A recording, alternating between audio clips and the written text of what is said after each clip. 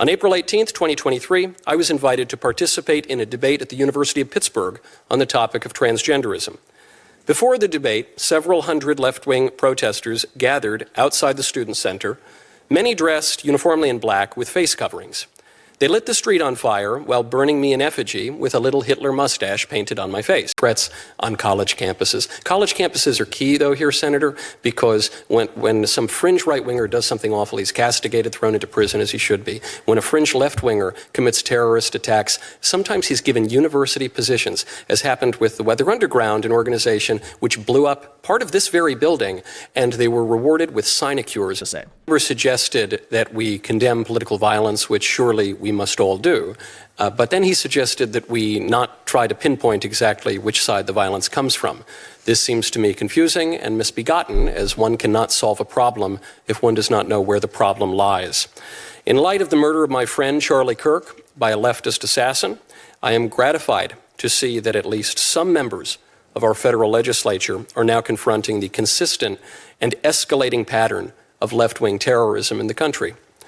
Lest I be accused of partisan invective, on September 23rd, no less an emblem of American liberalism than The Atlantic magazine published an article citing a recent study from the Center for Strategic and International Studies, admitting that the left is more violent today than the right.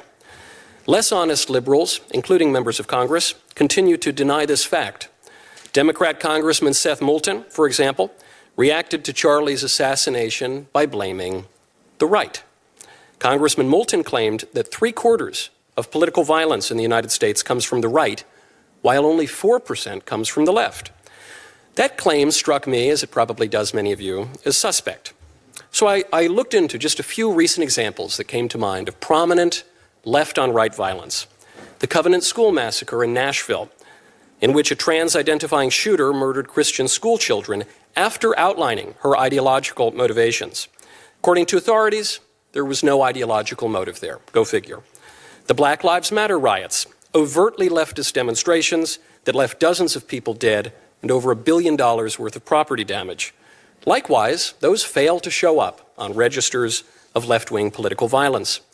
Even an attack by Antifa that targeted me personally, as well as conservative college students for our political views, appeared in official records and data sets as nothing more than obstructing law enforcement. It turns out the left commits relatively little political violence when you don't count the political violence that the left commits. I am here today to speak about that single illustrative incident. On April 18, 2023, I was invited to participate in a debate at the University of Pittsburgh on the topic of transgenderism. Before the debate, several hundred left-wing protesters gathered outside the Student Center, many dressed uniformly in black with face coverings. They lit the street on fire while burning me in effigy with a little Hitler mustache painted on my face. All because I hold the view, as most Americans do, that men cannot become women. Buildings in the area were placed on a soft lockdown. As the Pittsburgh Bureau of Fire put out my burning effigy, an Antifa operative named Brian DePippa, hiding behind his wife, Crystal, rolled 2 smoke bombs under police barricades. Attendees scattered while demonstrators chanted, "Fascists go home." DePippa then threw a lit firework into a group of police officers protecting the building. The explosion injured several officers, including severe and life-altering injuries. I think Senator Booker made a good point just a moment ago when he said we have to self-examine, we have to be introspective. And, I can't help but think of a line today. Jay Jones has the vision, commitment, and integrity to keep families safe and make sure every Virginian gets a fair shake in the justice system. I'll be working every day to ensure Jay wins this race. That's the endorsement of Senator Booker for a man who would seek to be the Attorney General of Virginia.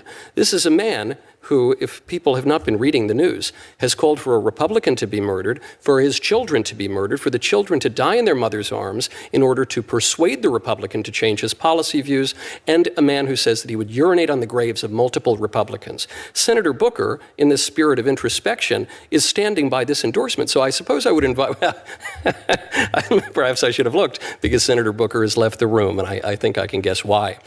Senator Booker, I think, should practice what he preaches, because this is the kind of moment. You cannot have a professor who wants to teach students and is going to desire to kill half of them. You certainly cannot have law enforcement officers who would engage in this kind of violent rhetoric against half of their constituents. So long as anyone stands by an endorsement such as that, their words are meaningless. They are shedding crocodile tears.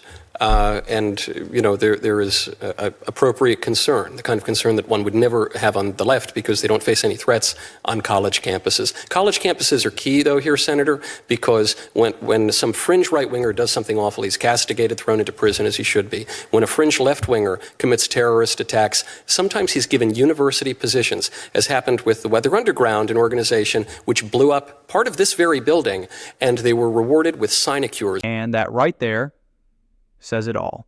When the facts hit too hard, emotion takes over, and logic leaves the room. Michael Knowles just tore through the double standard. Ted Cruz backed him with cold precision, and Cory Booker. He did what happens when the argument collapses. He stormed out. This wasn't just a clash. This was a meltdown on live record. Stay tuned, because if this is how they react when the truth gets exposed, just wait for what's coming next. Don't click away.